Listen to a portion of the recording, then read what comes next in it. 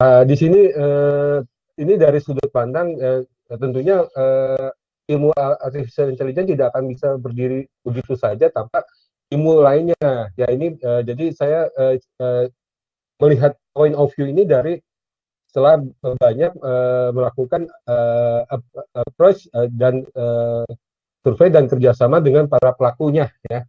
Jadi kita membuat ini tidak berdasarkan model yang tidak ada dasarnya dari matematika saja, tidak, tapi dari berdasarkan pengalaman ya, pengalaman dan wawancara dengan para stakeholder.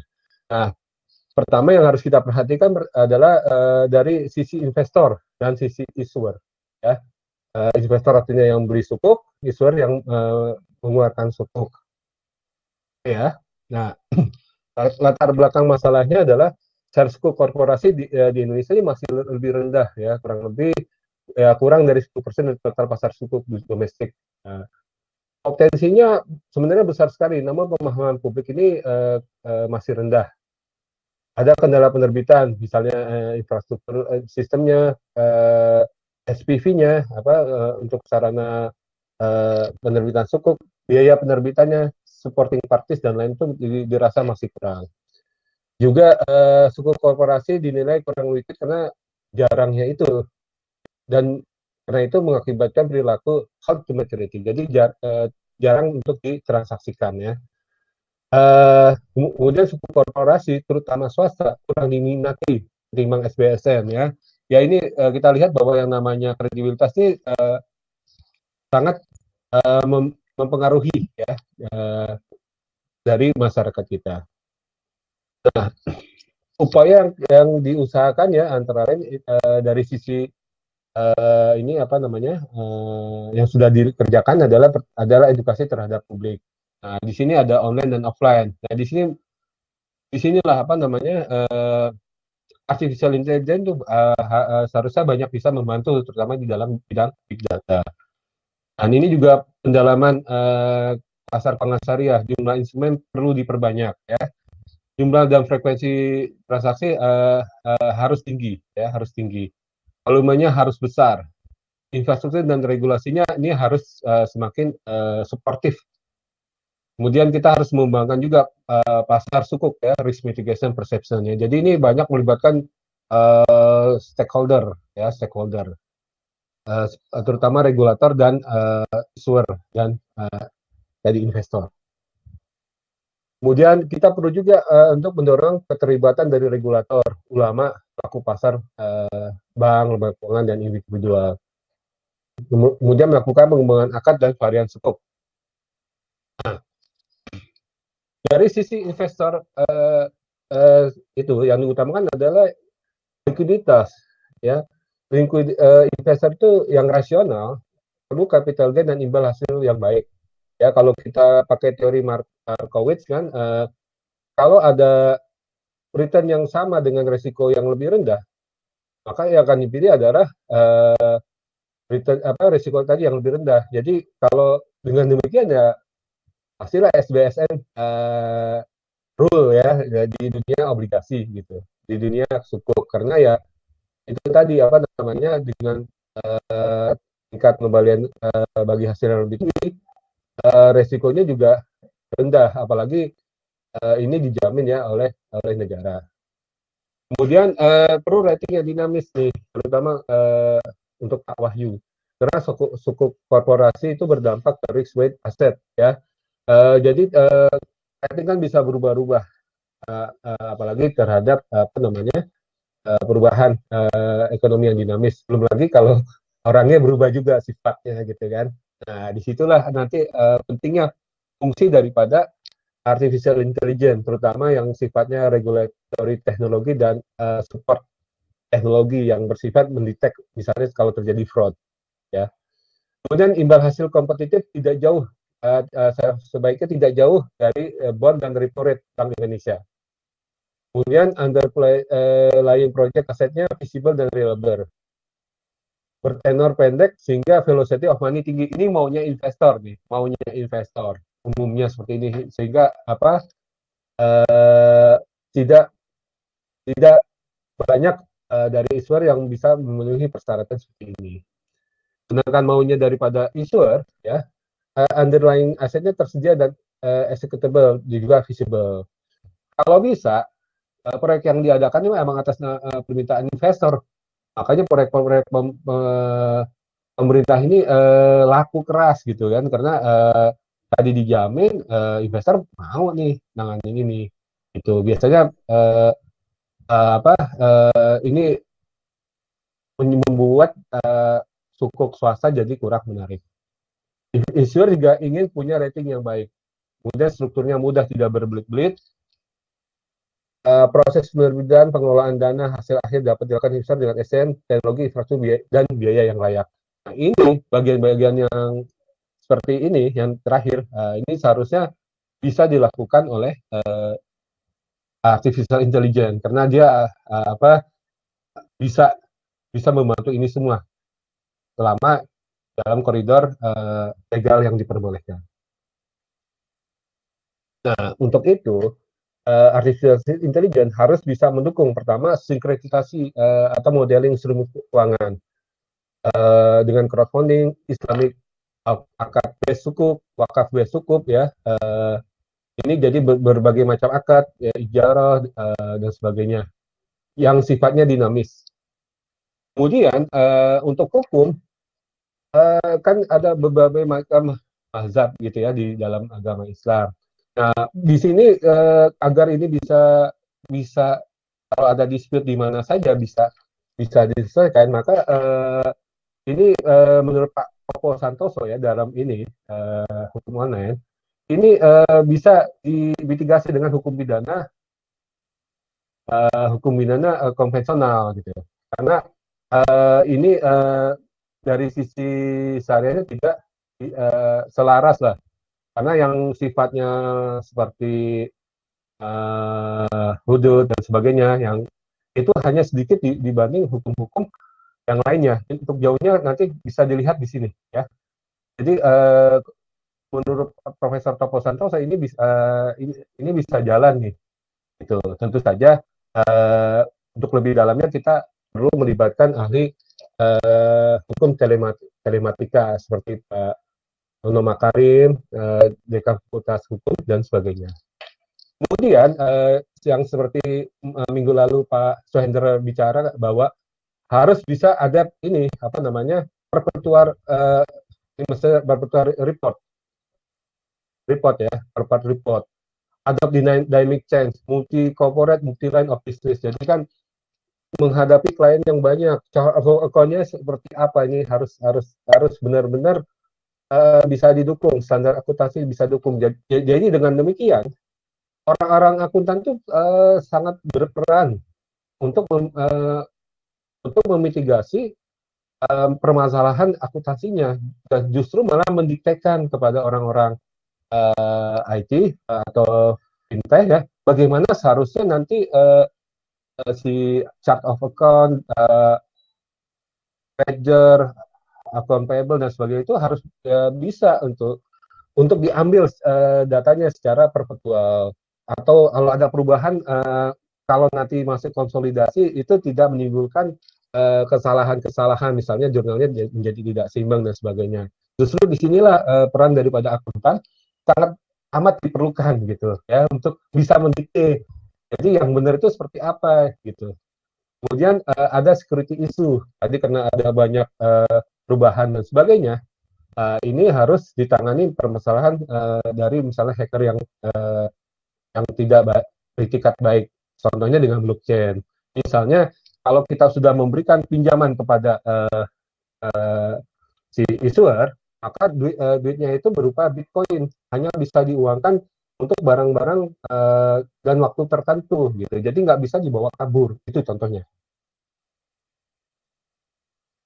Tadi ya revolusi akuntansi tadi terulang lagi, maaf ya. Kemudian AI sendiri uh, harus bisa mematching kebutuhan antara issuer dan investor. Ya, jadi kalau tadi kan maunya issuer seperti ini, investor seperti ini kan yang kejadian di dunia konvensional kan ya tadi kurang laku gitu ya.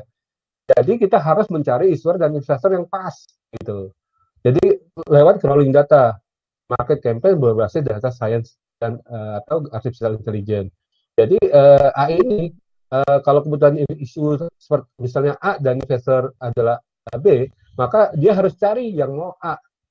Nah, untuk itu dengan teknologi AI itu seharusnya udah nggak sulit lagi gitu. Ya, harusnya bisa matching gitu. Jadi seperti di bank syariah, jangan orang-orang yang peka terhadap perubahan katakanlah suku bunga LPS. Jadi begitu suku bunga LPS ada, bank syariah kan banyak yang membuat apa namanya bonus bagi hasil, ya. Jadinya kalau dia adalah mudharabah dan suatu venture capital, dia tidak tergiur terhadap kenaikan suku bunga. Jadi kita perlu mencari segmen yang tepat. Disitulah diharapkan fungsi daripada artificial intelligence. Nah, tadi juga untuk menjawab kemarin Pak Suhendar ya, kalau gitu orang akuntan dikemanakan? Ya, kita harus melalui ini Pak, Society 5, Technology Based Human Centered Society. Jadi orang-orang akuntan itu yang harus mendiktekan bagaimana seharusnya keuangan yang virtual itu bisa didukung oleh infrastruktur artificial intelligence. Ya, kemudian tadi mendukung regulasi teknologi terhadap supaya compliance dan support teknologi ya kalau terjadi fraud. Misalnya katakanlah kita menanam meminjamkan ke suatu issuer tapi tahu-tahu dia sepertinya duitnya itu mau dilarikan ke bisnis yang lain atau mau dia bawa kabur misalnya. Nah ini kalau udah nggak fraud, ini harus bisa mendetek juga.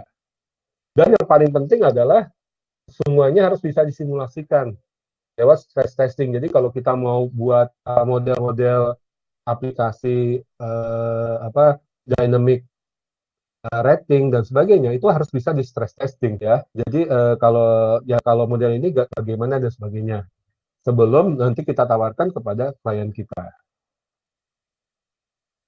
Untuk itu diperlukan sandbox antar stakeholder ya. Jadi sebelum ini bisa ke publik ya. Jadi perlu dilakukan suatu aplikasi yang kita coba kepada para stakeholder. Dan di situ nanti kelihatan mana kurang, mana kelebihannya dan sebagainya. Diperlukan komunikasi yang baik tentu, sinkronisasi peraturan dalam dan luar negeri. Jadi pidananya itu harus bersifat universal. Jadi tidak tergantung daripada mazhab-mazhab. Kalau ada ini kan kalau kita tidak ada yang cocok investornya di dalam, mungkin kita cari di luar. Dan kalau ada masalah, seharusnya bisa diselesaikan oleh hukum yang ada. Jangan sampai bermasalah karena tadi perbedaan mazhab. Standarisasi juga harus universal. Ya, kemudian harus ada training dan upgrading daripada SDM karena ini memakai apa namanya teknologi baru. Kemudian untuk teman-teman yang non IT itu harus kita saling membantu agar bisa mitigasi profesional non IT ke Society 5. Jadi ini adalah saatnya kolaborasi, bukan untuk saling menjatuhkan.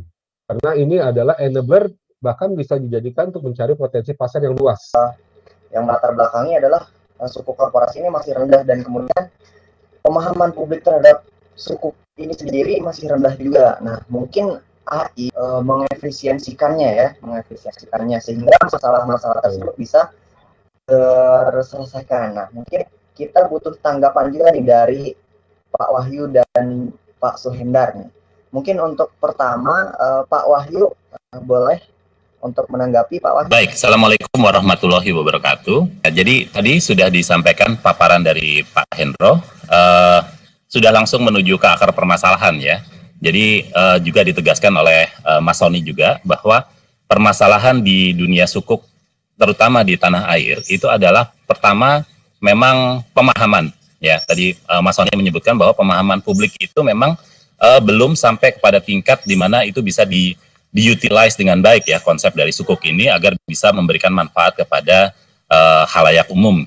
Kenapa? Ya karena memang banyak istilah-istilah yang memang kurang bagi masyarakat awam itu belum terlalu familiar, seperti misalnya tadi disebutkan adalah ijarah, mudarobah, murabahah, wakalah, istisna, wakaf, base dan sebagainya itu sesuatu konsep yang kalau kita jalan di tengah kerumunan masyarakat gitu ya, kita belum tentu itu kerumunan itu ngerti satu istilah dari beberapa yang sudah kita sebutkan.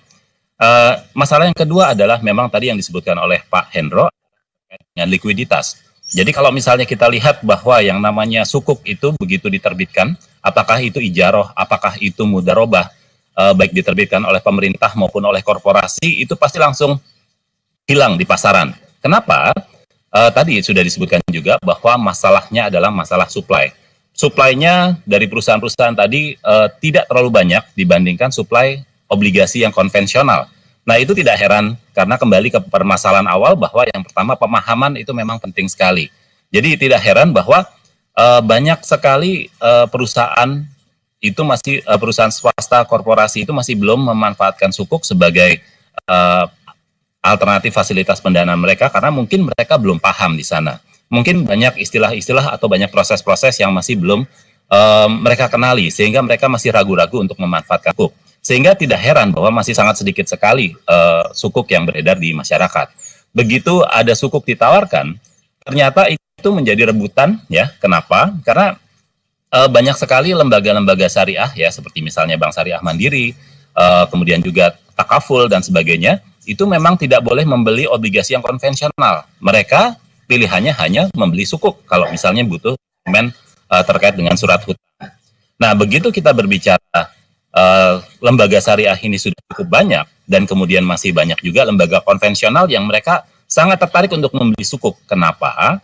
Karena dilihat dari tingkat return, ya, pengembalian atau return dari sukuk ini sekarang ini masih agak anomali di Indonesia.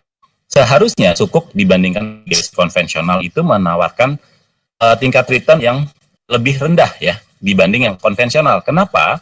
Karena sukuk itu berdasarkan syariah itu harus punya underlying aset atau underlying transaction yang menjadi dasar dari penerbitan sukuk tersebut. Artinya apa? Dengan adanya underlying harusnya memberikan keamanan buat investor. Nah, high risk high return. Tingkat keamanannya lebih tinggi harusnya low return kan. Sementara kalau obligasi konvensional kita lihat mereka tidak ada jaminan sama sekali. Ya, biasanya adalah mereka debenture, ya, obligasi yang diterbitkan tanpa adanya jaminan atau kolateral khusus. Artinya risiko yang dihadapi oleh investor itu sangat tinggi, ya, relatif lebih tinggi dibandingkan sukuk. Tapi ternyata apa yang dilihat di Indonesia, tingkat return yang ditawarkan oleh sukuk itu justru lebih tinggi daripada tingkat return yang ditawarkan oleh obligasi konvensional. Nah, ini juga menyebabkan ketidakseimbangan tadi supply dan demand, bahwa demandnya banyak, ya, artinya lembaga konvensional maupun lembaga syariah itu, lembaga keuangan syariah itu ingin membeli sukuk ini karena return yang lebih tinggi dibanding konvensional. Nah, likuiditas ini sangat penting. Kenapa? Karena kalau tidak ada likuiditas, orang akan mempersepsikan, wah, ini kalau saya pegang sukuk nanti saya akan susah menjual, ya. Nah, ini yang harus kita luruskan. Bukan karena tidak liquid. Sukuk ini di pasaran tidak ada transaksi bukan karena tidak liquid, ya, tapi karena apa? Banyak lembaga yang menginginkan begitu dia harus kalau harus melepas sukuk ini mereka lebih baik melepas yang lain dulu daripada melepas sukuknya, karena mungkin beberapa lembaga di lembaga keuangan syariah tidak punya pilihan lain selain harus memegang sukuk, sehingga memang likuiditasnya terlihat rendah. Nah, jadi memang kalau kita lihat tadi, ya, muncul adanya lingkaran setan atau vicious cycle yang memang harus kita pecah. Bahwa karena pemahaman masyarakat yang kurang, kemudian orang jadi sedikit menerbitkan sukuk, kemudian peminat sukuknya banyak, dan begitu mereka melihat pilihannya tidak banyak, mereka kemudian tidak melepas sukuk, sehingga likuiditas yang dikorbankan. Artinya apa? Lingkaran setan ini harus dipecah. Nah, saya melihatnya adalah peran dari AI di sini adalah bisa membantu untuk menjadi katalis penyelesaian masalah ini. Tadi kita lihat masalahnya adalah supply dan demand yang tidak seimbang, ya. Artinya apa? Supply-nya sedikit dan demand-nya besar sekali, sehingga di pasaran likuiditasnya yang dikorbankan. Nah, di sini oleh karena itu kita harus bisa mengencourage, ya, perusahaan untuk bisa menemukan dari supply, ya, perusahaan korporasi penerbit maupun pemerintah dengan investor, itu kita harus menemukan bahasa yang bahasa yang universal yang bisa diaccept oleh mereka tanpa mereka harus dipusingkan oleh istilahnya apakah itu wakalah, ijaroh, mudharabah dan sebagainya. Saya melihatnya adalah yang harus dikedepankan itu adalah tingkat return-nya harus bisa diperjelas. Nah, tingkat return itu bisa diperjelas adalah dengan kita menggunakan pendekatan misalnya machine learning, ya AI dan sebagainya untuk bisa mencari titik equilibrium yang bisa dicapai oleh supply maupun demand terkait dengan berapa besar return yang akan diperoleh atau harus dikeluarkan cost of fund yang harus dikeluarkan oleh korporasi dengan return yang akan diperoleh oleh investor.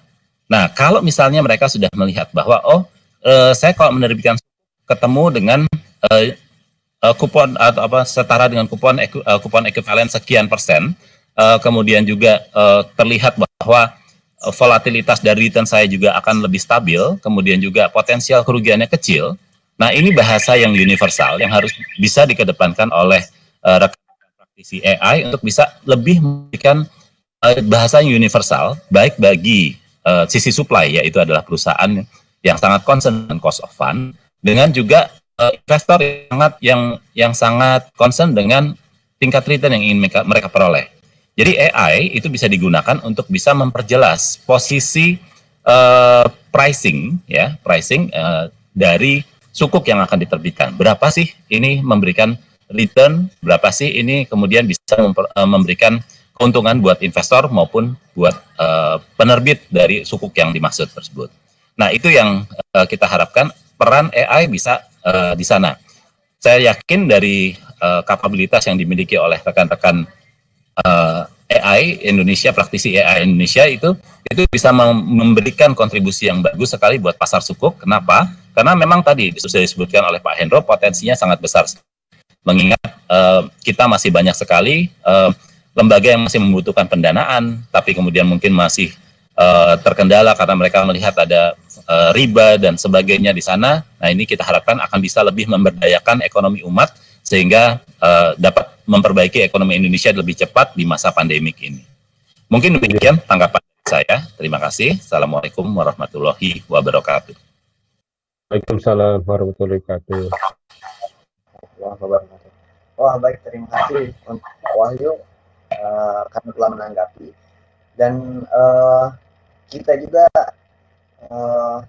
berdoa juga ya, atau berharap juga agar AI itu seperti yang Pak Wahyu katakan memberikan kontribusi yang bagus, karena memang potensinya sangat besar ya. Dan akhirnya kita dengan AI kita bisa memberdayakan umat gitu dari segi ekonomi. Nah, itu. Nah, mungkin itu tanggapan dari Pak Wahyu. Terima kasih banyak Pak Wahyu. Kemudian kita tunggu atau kita akan menerima tanggapan nih dari Pak Suhendar. Memandang view-nya dari praktisi ya, dari praktisi, dari pelaku dan juga dari strategi kami ya, melihat market ini. Jadi memang terus terang gitu kan ya, di Indonesia itu sukuk itu lebih di-drive oleh government ya, ketimbang oleh suku korporasi. Gitu. Jadi suku korporasi di Indonesia itu nggak terlalu aktif